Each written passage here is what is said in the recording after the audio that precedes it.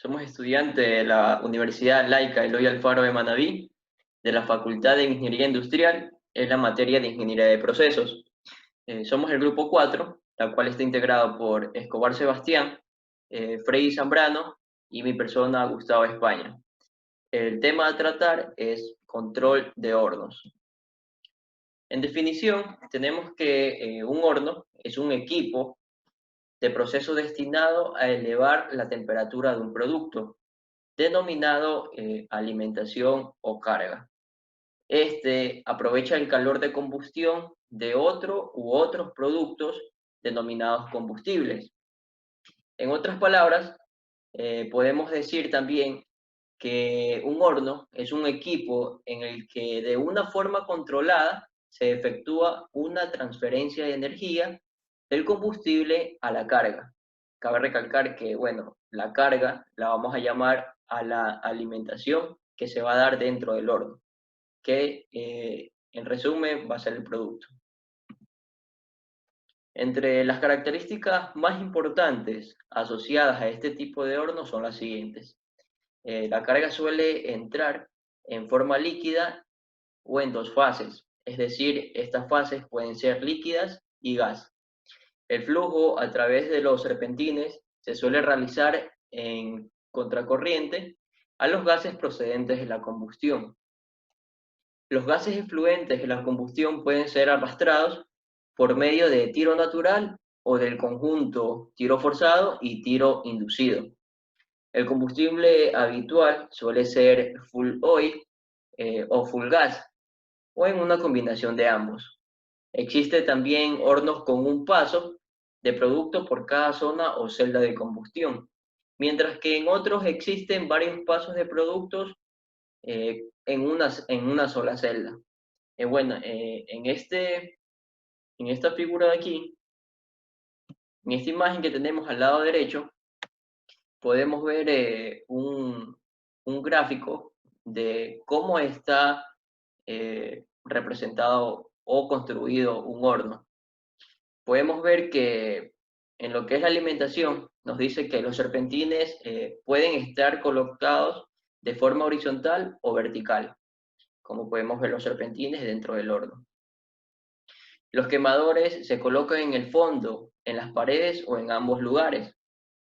En este caso, en la imagen, tenemos que los quemadores quedan en la parte de abajo, aunque también otros tipos de horno, los quemadores lo pueden tener a los lados de este. En cuanto a la zona expuesta a la radiación de la llama, se denomina zona radiante, que viene siendo esta zona de aquí.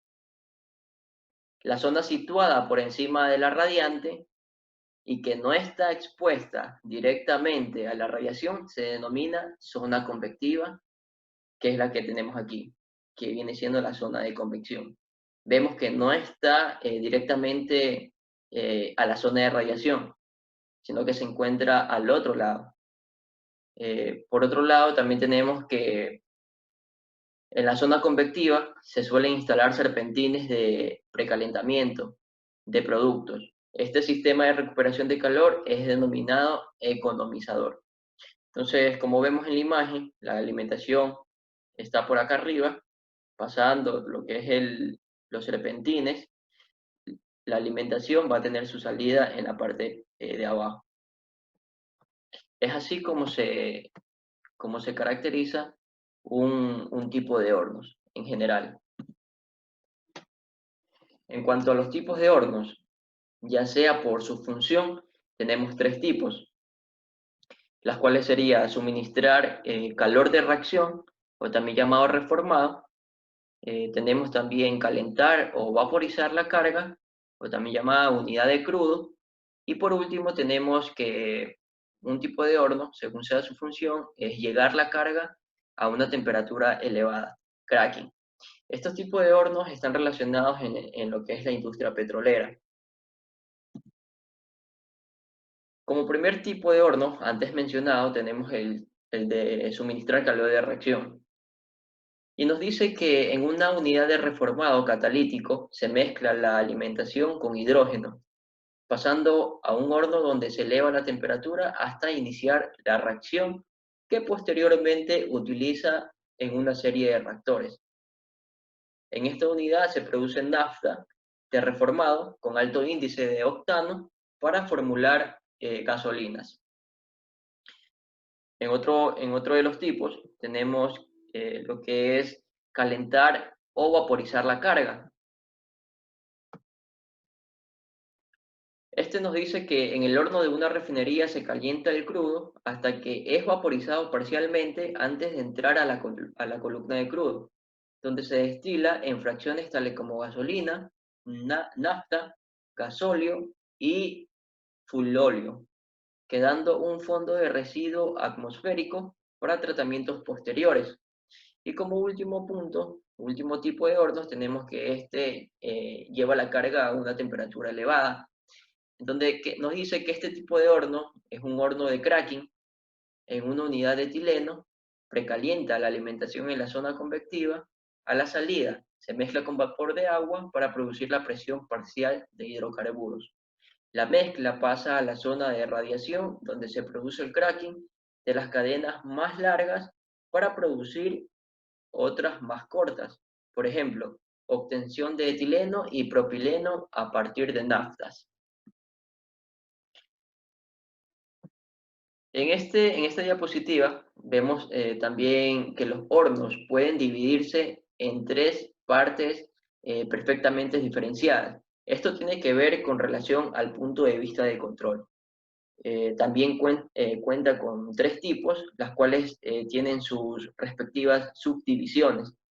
En el primer punto tenemos los controles relacionados con el producto, la cual se subdivide en rampa de carga, reparto de carga y balance de pasos. Como segundo, tenemos los controles relacionados con los combustibles, las cuales cuentan la rampa de temperatura, control de combustión, eficacia de la combustión, reparto de aire entre celdas. Y por último tenemos los controles relacionados con la presión o tiro, las cuales están subdivididos en desacoplamiento en hornos con tiro natural, desacoplamiento entre tiro forzado e inducido. Vamos a hablar un poco de los controles relacionados con el producto, el cual, como pudimos ver en la diapositiva anterior, la primera subdivisión sería la rampa de carga. Y nos dice que esta rampa de carga, su objetivo es evitar que se produzcan perturbaciones, tanto en el horno como en el proceso, cuando se modifica la alimentación. En esta aplicación de control, el operador ha de fijar dos parámetros. Tenemos, primer parámetro, punto de consigna final deseado. Segundo parámetro, punto de consigna del controlador de caudal. El sistema de rampa va modificando el punto de consigna de forma uniforme, hasta llegar al valor deseado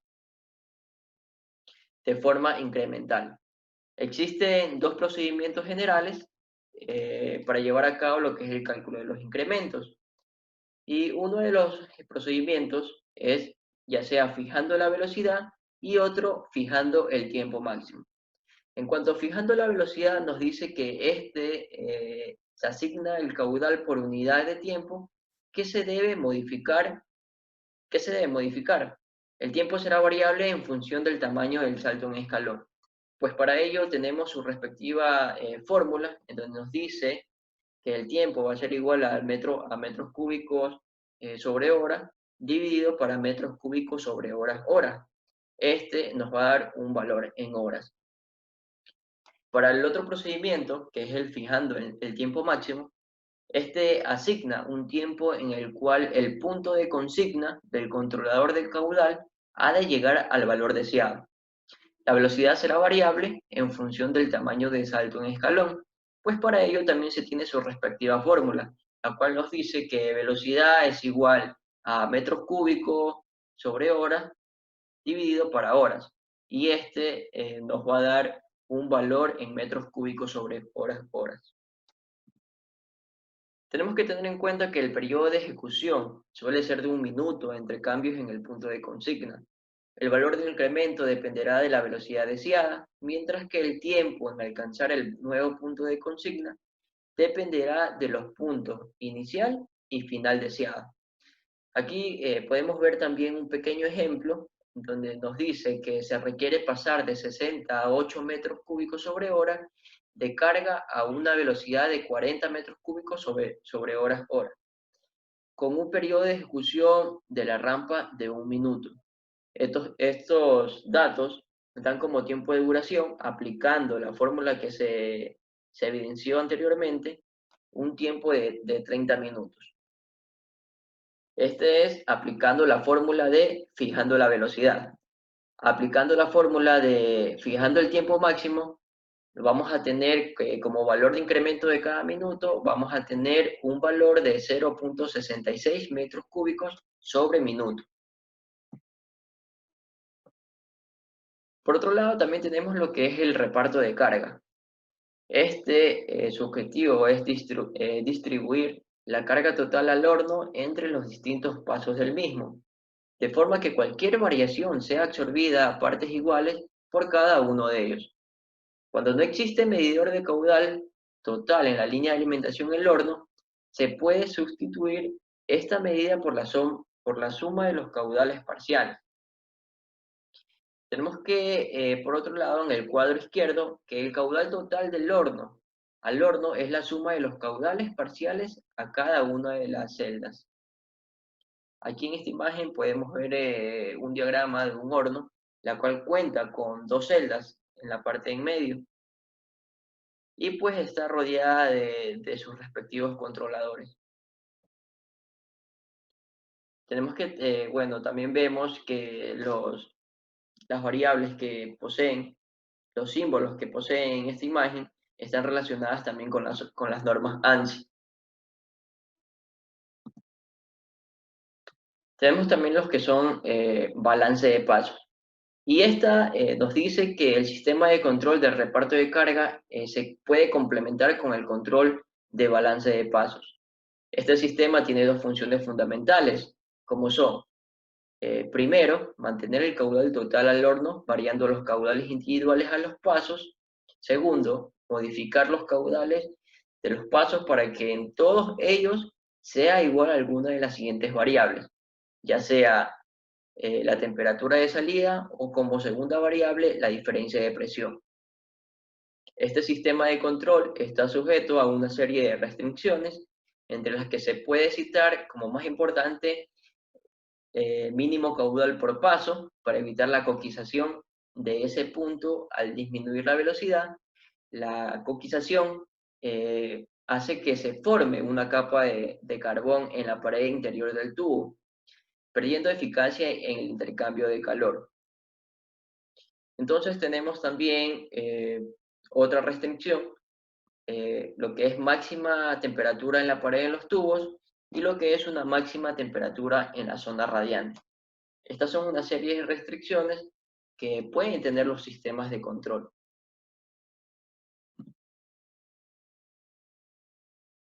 En esta portada podemos ver los principales beneficios que puede tener una aplicación de control avanzado. Y como primer beneficio, podemos ver en la tabla detallada que prolonga la vida de los tubos y el ciclo de trabajo en el horno al producirse una coquización uniforme. Otro punto, también lo que es el ahorro de combustible debido al mejor rendimiento térmico del horno. Otro punto, aumento del caudal total de alimentación al horno al estar totalmente equilibrado. Y como último, este da una mejor estabilidad de la operación. Lo que son los tipos de control de balance de pasos, lo podemos también clasificar de dos maneras, ya sea por igualación de temperatura de salida o por la igualación por diferencia de presión. En cuanto a la igualación de temperatura de salida, este es un sistema de control que es el más tradicional de todos los que realizan balance de pasos. Se parte de la base que existe más pasos que celdas de combustión. El control de combustión mantiene constante la temperatura en el colector general de salida, mientras que el balance de pasos iguala las correspondientes a cada una de ellas. Esta también tiene su respectiva fórmula, la cual está denominada como temperatura media es igual a la sumatoria de caudales por temperatura dividido para la sumatoria de caudales. Cuando una temperatura se desvía del valor medio, la salida del controlador modificará el punto de consigna del controlador de caudal correspondiente a ese paso. Esta modificación se realiza a través de vías asociado al controlador de caudal. Como consecuencia de la variación de caudal, la temperatura volverá a igualarse con el valor medio de todas ellas, consiguiendo de esta forma mantener equilibrado el horno. En cuanto a las características de esta igualación de temperatura, podemos tener que el sistema se puede aplicar a hornos con cualquier número de pasos. Este sistema de control, el paso que está menos coquizado admitirá más caudal, consiguiendo, por tanto, una coquización uniforme de todos los pasos. Cabe recalcar también que la coquización no es más que un sólido carbonoso que se puede generar dentro de los hornos, y más que todo en los hornos que son utilizados para la refinación del petróleo. Entonces, como sabemos que la coquización es un sólido carbonoso, es por ello que un paso que se encuentre más coquizado tendrá peor intercambio de calor, siendo necesario reducir su caudal para elevar la temperatura de salida. La reducción de caudal ocurrida en este paso provocará un aumento de los otros para mantener constante el caudal total. En esta imagen que vemos aquí, tenemos un horno, la cual está representado con una celda de combustión, como vemos aquí en la parte de abajo. Y también está representado por dos pasos, los dos pasos de alimentación, en donde puede verse que al controlador de caudal se añade un controlador de temperatura para cada paso. Y aquí vemos los dos pasos, y para cada paso tiene su controlador de temperatura, FT y FT. Continuando con la exposición, tenemos también lo que es la igualación de diferencia de presión. Asimismo, como el de temperatura, nos dice que la diferencia de presión existente en un paso entre la entrada y la salida del horno es una de las variables para determinar el estado de coquización de cada uno de los tubos, teniendo en cuenta que la presión a la salida de los pasos es la misma. Por unirse entre ellos en el colector común, se puede utilizar a efectos de control la presión de entrada de cada uno de los pasos como variable para efectuar el balance en lugar de la diferencia de presión. En este caso, en la imagen que tenemos a continuación, esta nos dice que tenemos, en este caso, tenemos dos pasos en el cual va a hacer que tengamos dos celdas de combustión. Como podemos ver, nos dice celda 1 y celda 2. Para este tipo de hornos, para este caso, nos dice que la diferencia de presión en cada paso depende de la coquización. Tenemos la diferencia de presión 1, que va a ser igual a la presión de entrada 1, menos la presión de la salida. En este caso, de la misma manera, para la diferencia de presión de N, en este caso puede ser los diferentes tipos de pasos que tengamos en el horno, va a ser igual a la presión de entrada N menos la presión de salida. Tenemos también lo que son controles relacionados con los combustibles.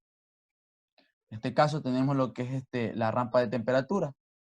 Esta aplicación de control avanzado tiene el mismo objetivo básico que la rampa de carga, como ya lo explicó mi compañero, es decir, evitar que se produzcan perturbaciones en el problema, evitar que se produzcan perturbaciones en el proceso. El horno solo tiene una celda de combustión. La rampa actuará, lógicamente, sobre el controlador de temperatura común del horno. Y si el horno tiene varias celdas o zonas de combustión, la rampa actuará sobre todos los controladores simultáneamente. Cabe recalcar que de aquí, esta aplicación es para sí mismo, para controlar el horno durante un proceso. También tenemos que se utiliza en el último caso que vimos, que cuando hay más celdas de combustión, tenemos que puede ocurrir que el punto de consigna de todos los controladores de temperatura no sea el mismo en el momento de iniciar la actuación de la rampa. Para desplazar todas las temperaturas se pueden utilizar dos procedimientos. El primero se llama acercamiento escalonado al final de la rampa. Se da o se inicia moviendo todas las temperaturas simultáneamente al principio y dejar de moverlas según vayan alzando el valor deseado. Como podemos ver en la imagen de la izquierda, tenemos los diferentes tipos de temperaturas. Tenemos la D, la B, la A y la C.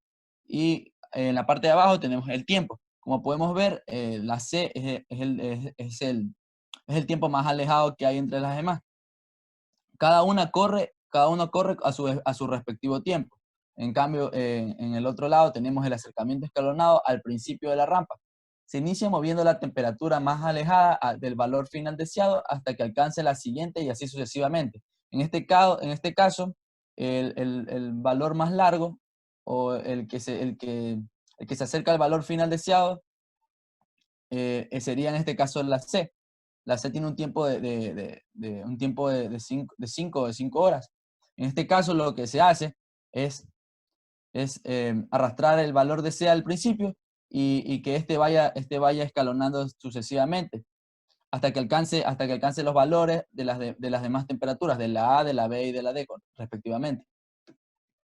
Tenemos también el control de combustión. El control de combustión de un horno se puede considerar realmente como un control de balance de energía. En este balance, al duty, o en este caso se lo llama como el llamado, flameado o llamado, necesario en el horno para elevar la temperatura de la carga desde la que tiene a la entrada hasta la deseada a la salida. La energía aportada corresponde a la que desprende el combustible utilizado al reaccionar su combustión junto con el aire. En este caso tenemos que el control de combustión en un sistema en las que las condiciones del producto a la entrada del horno, así como las condiciones del combustible, actúan como feed forward, o se lo puede decir también como control previo, mientras que la temperatura de salida actúa como feedback, que es un control de realimentación.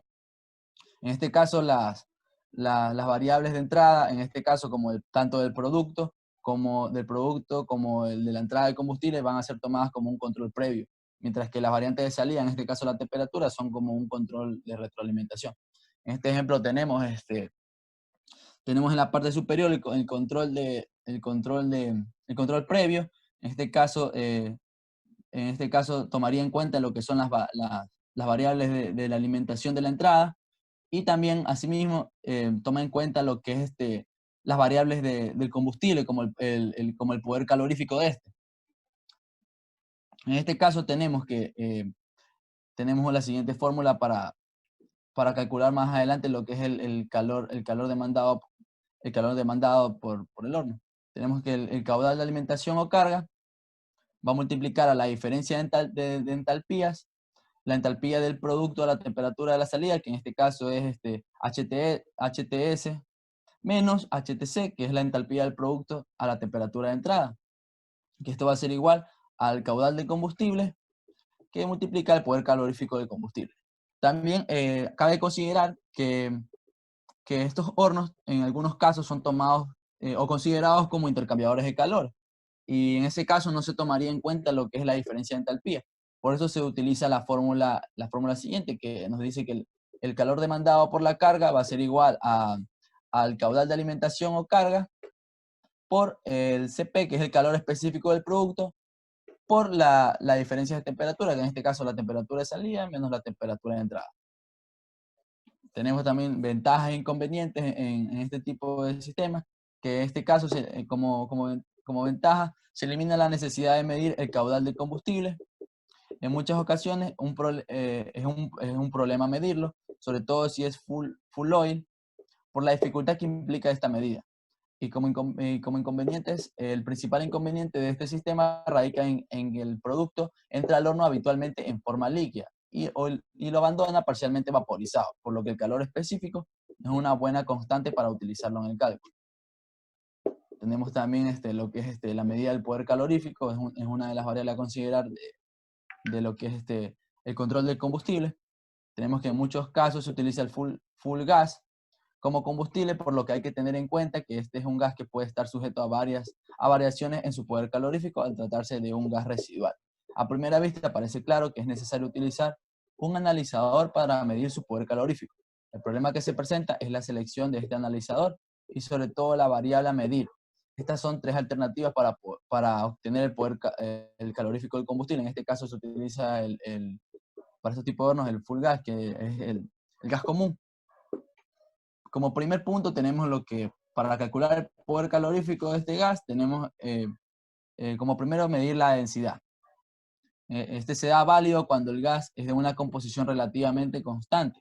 Lo que ocurre es que el full gas utilizado, en este caso existen componentes inertes, este tendría una proporción variable, como el nitrógeno, la densidad, y en este caso el cálculo no va a ser no va a ser del todo exacto, debido a que existen componentes que varían que van a variar en su densidad, como el nitrógeno y otros compuestos. También tenemos lo que es otra forma de medir el poder calorífico es medir el índice de Gu, que depende del poder calorífico y la densidad relativa del gas respecto al aire.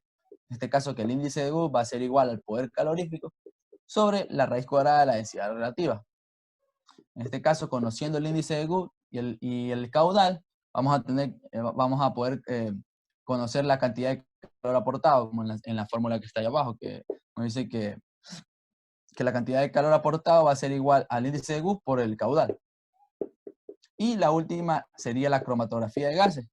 Este es utilizado para averiguar el poder calorífico del combustible en función de los componentes del mismo. Pero la respuesta del cromatógrafo es mucho más lenta que el propio proceso de calentamiento del horno. Con la exposición vamos a hablar de un tema muy importante, cuál es la eficacia de la combustión. Una manera simple en la cual podemos definir lo que es la eficacia dentro de la combustión es como la relación que existe entre el calor total demandado en la combustión, el duty que ya anteriormente he mencionado, y el calor aportado o liberado por la combustión.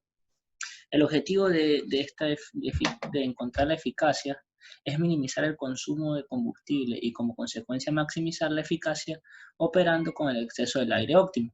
Existen varios tipos de quemadores para esto, como tenemos el quemador tiro natural y el quemador tiro forzado, y etcétera, entre otros más. La fórmula para encontrar la eficacia de la combustión sería la siguiente. El duty por 100 dividido para lo que es el caudal del fuel por el poder calorífico del fuel. No es fácil mantener este valor de eficacia debido a factores que influyen mucho como el estado de los quemadores, la geometría del hogar de la combustión, la no linealidad de los procesos y entre otros más. Para ello, se recurre al método de analizar el contenido de oxígeno en los gases efluentes para controlar la eficacia de la combustión. La combustión estequiométrica se realiza cuando se combina químicamente cada molécula de combustible con la cantidad exacta del oxígeno requerido. Esto se da de forma teórica, pero de forma experimental la combustión no se puede realizar debido a causas tales como mezclas incorrectas entre ambos componentes o simplemente como dilución de los productos de combustión por los gases inertes como el nitrógeno, vapor de agua en la atmósfera y entre otros factores más que influyen.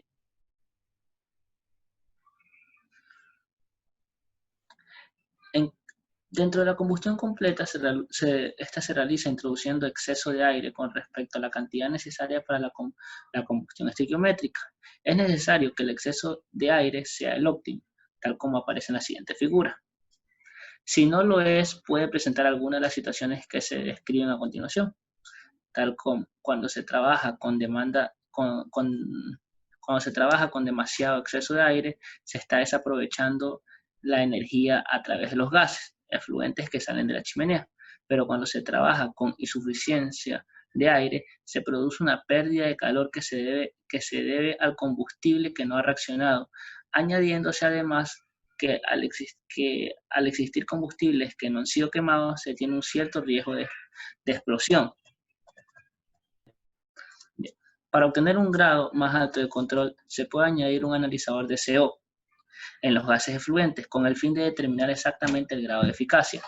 Dado que en la atmósfera no existe una cantidad apreciable de CO, todo lo que se encuentra en el análisis será procedente de la combustión realizada en el hogar. A la hora de instalar un analizador de CO es muy importante la elección del rango de medida. Observando la curva de la figura, se ve que para el 2% de exceso de oxígeno se tiene una concentración máxima de 100 ppm, es decir, 100 partes por millón de CO. Si el contenido de CO aumenta, se debe que existe gases inquemados, que como se han mencionado anteriormente, estas pueden llegar a liberar una explosión. Anteriormente dije, tenemos dos tipos de quemadores, el tiro natural y el tiro forzado. El tiro forzado, que se encuentra constituido por un damper y también por un ventilador, el cual va a hacer la succión del aire de la combustión, lo va a mandar hacia el quemador.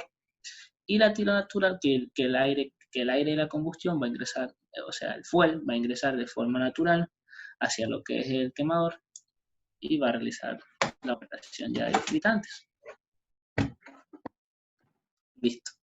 Tenemos lo que son hornos de tiro forzado. El soplante de tiro forzado aspira el aire, como podemos ver en la imagen, el soplante, que se encuentra por el ingreso del aire de la atmósfera, que está en la parte superior derecha. Ahí está lo que es el que aspira el aire y lo introduce al horno por medio de un conducto que atraviesa un intercambiador, donde se precalienta con los humos procedentes de la combustión. La soplante de tiro inducido aspira humo procedentes de la combustión y lo envía a la chimenea. Mientras que podemos ver en la imagen que el soplante de tiro inducido es el que se encuentra en la parte derecha inferior, antes de la salida de los humos a la chimenea. Esa es la que aspira los humos procedentes de la combustión dentro del quemador. Listo, tenemos ahora el horno continuo natural, denominados como hornos de tiro natural o también de hornos típicos. En esta, como ya lo dije, dispone de un damper en la chimenea. Este damper lo que hace es mantener la presión de vacío en el interior del horno y hace que el aire pase a los quemadores por medio de la convección natural que produce el tiro de la chimenea. Cuando se trata de hornos con tiro natural no existe medida de caudal de aire, por lo que básicamente solo se pueden utilizar algunos de los sistemas siguientes: la cascada entre contenidos de oxígeno y presión de hogar y la selección entre contenido de oxígeno y presión de hogar.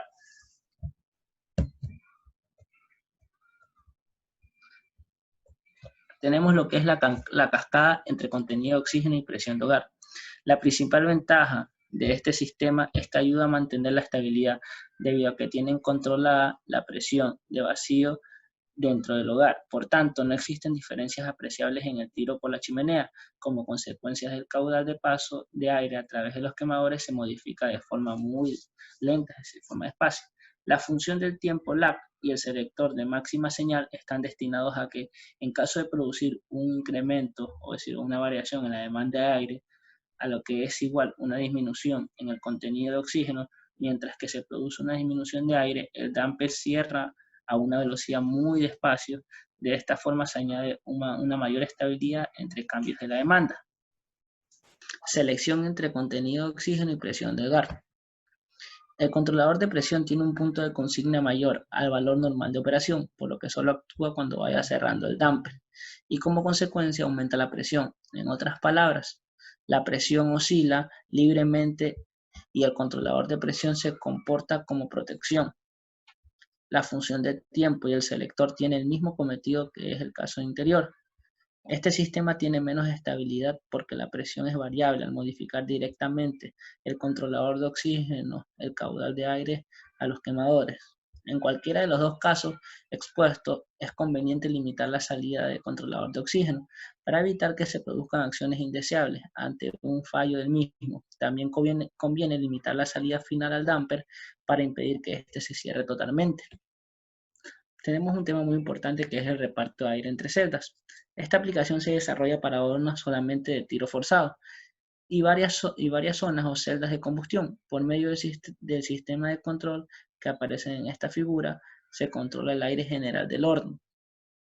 Pero si este se divide en varios pasos, tal como aparece en la imagen, será necesario controlar cada una de estas formas de manera independiente para mantener lo que es el equilibrio del exceso de aire. Desde el punto teórico, lo mejor procedimiento para llevar a cabo esto sería poner o instalar un analizador de CO en cada una de sus celdas. Pero desde el punto práctico no sería lo conveniente porque sería muy difícil controlar el oxígeno en cada uno de estos puntos, debido a razones que suelen existir, como que que la preferencia de camino de los gases.